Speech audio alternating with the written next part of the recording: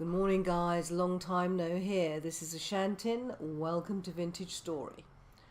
I am at the moment laying out my gardens, my farms actually, and I thought that you might like to see how I've done it, and I'll share my thinking with you.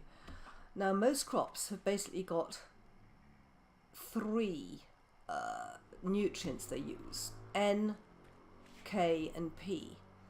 So my thinking about this farm is that I've only just put this away and it's grown grass already, is that we're going to have, I've got them at the moment split into these batches here, here and here, and they're all the crops that need the same nutrient are in the same farm bed.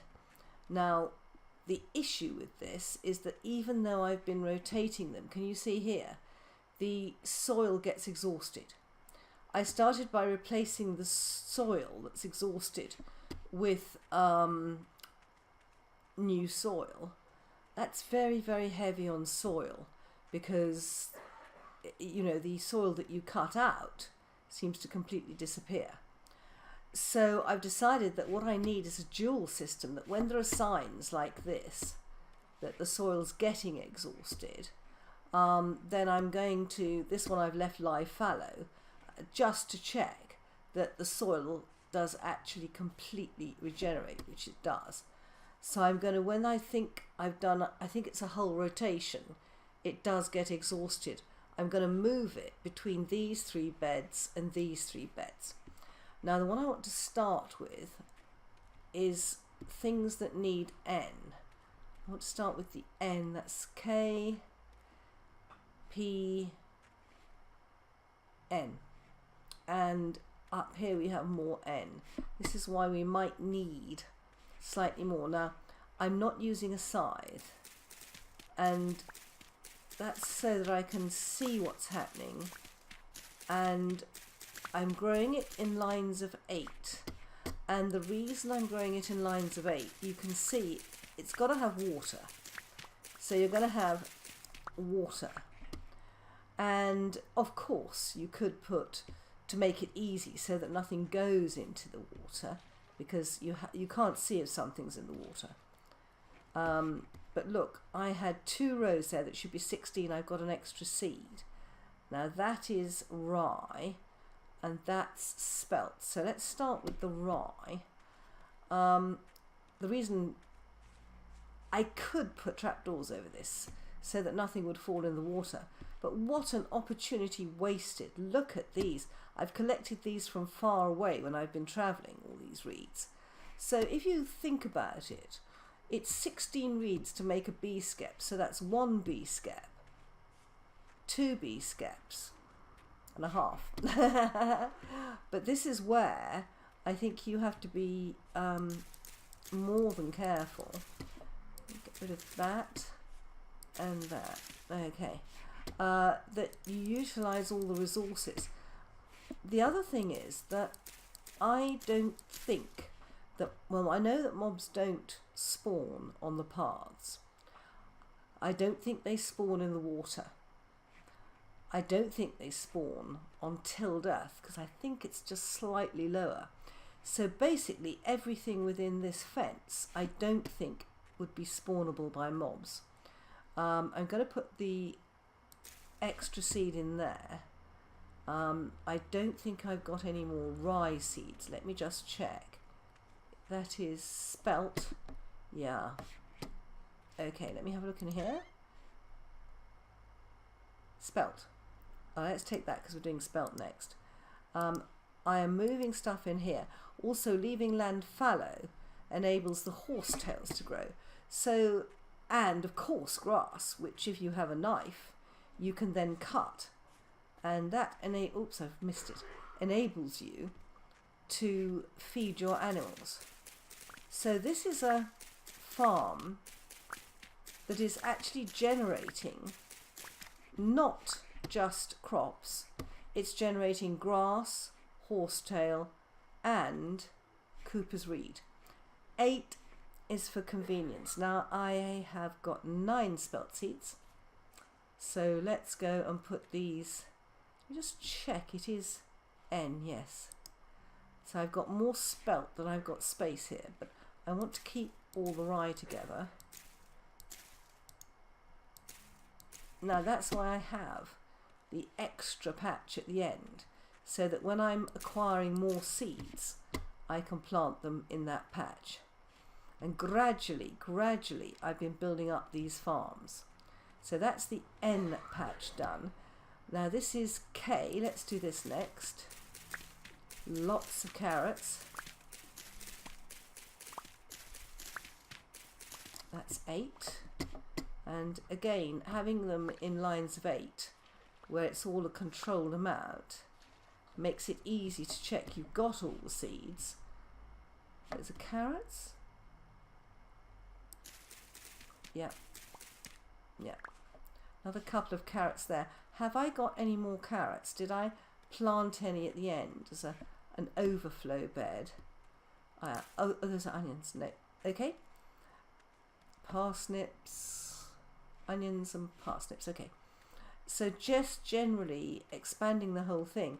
And then obviously when you've got one crop, you can move everything over so that where I've put the N here, it will exhaust the N. So it goes to this bed next, then it goes to this bed. Now actually 2 rotations and the soil's exhausted, I find over here. I haven't got particularly good soil.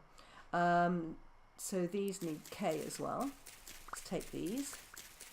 Anything left over will go in a spare bed. But you can see here that this soil is now exhausted. I don't want to have to replace it.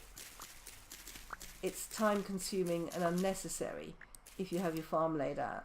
So then we move K over into here, and then P will go in the next bed, which makes life very, very easy. Yeah, I only got the same amount there, but that's all right. That's all right. I don't need to light it all up, because if you've laid it out properly, so that was the K, right? And now we need to look at P. Yeah, if you've laid it out properly, you should find that the mobs don't spawn. Now the reason I've got lights around is it gets flipping dark down here, and I don't want to miss any seeds or anything like that.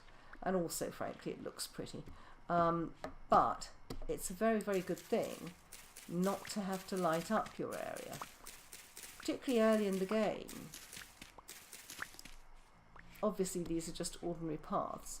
So that was the onions. Let's move those off the bar.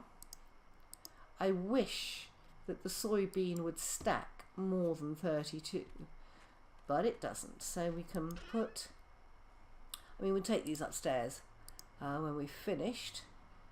That's another 15. Right, okay. And then we've got spelt grain. Right, now we need to plant the, just going to check that those are, yeah, they're P. Yeah, no, those were onions. Did I have any more onions up here? Did I see, yeah, I had 2 beds up here. But then I realised that I needed 3 beds for a proper rotation, and that the most sensible thing to do was to rotate them through here. That's K. We're now on to P. I have a lot of torches, and it's no use trying to do without them when you are recording, because people can't see a thing. So we'll just put some torches up here. So we've got these 2 beds nicely laid out. Let's do these next.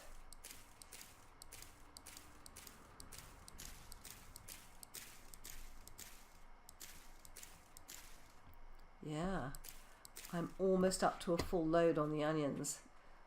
So the parsnips I have less of, so they're the ones where I'll put the seeds in the extra till they build up a bit more.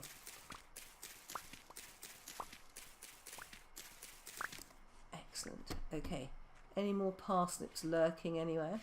Let's have another torch over here, then we can see what we're doing. Oh, I missed a carrot. I'm not going to worry about it. That's the problem with not being able to see. Okay, let's come in here. And we've got 8. That would make a nice line actually, but I'm not going to do that.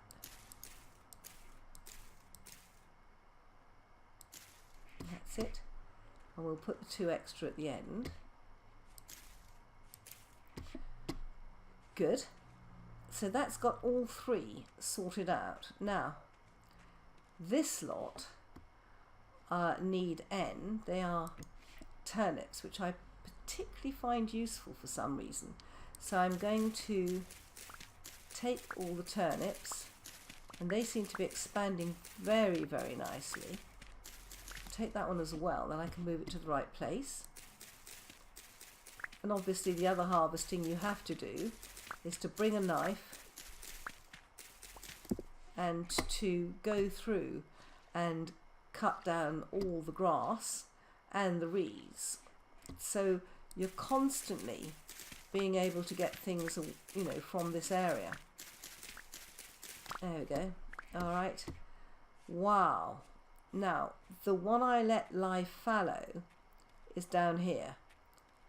And because I've got quite a few beds, I can do that. So what I'm going to do, I just was harvesting and I got rid of my last knife. So I'm going to just start another line of N, and this is why I've got extra beds. Eventually we'll have 3 or 4 in a row with every single crop in every one. But at the moment we are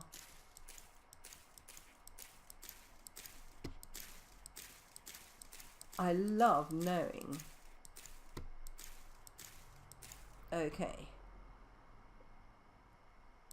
Oh my goodness. I've got an extra turnip and an extra carrot. I am going to put these in the spare bed up here. Next time I must be careful not to. Carrot. Right, now there we are, ready for crop rotation. Now next time I harvest this, everything in this bed will move to this bed and to this bed. Sorry, the next rotation, this will move to this one will move down to the end. I'll do that twice, and in the meantime these areas here, these 1, 2, 3 will lie fallow, and I'll be able to start those off again.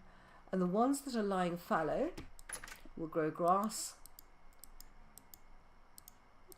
and horsetails.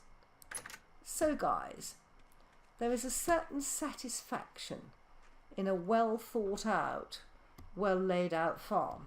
I'm not saying mine is the ideal, but in terms of growing everything that could be useful, I think that's pretty good use of space. And more to the point, if I want to harvest at night, I'm very, very protected, so I don't have to spend the twilight hours and the night hours lurking indoors. So guys, a very short video on farming and crop rotation. Bye bye guys.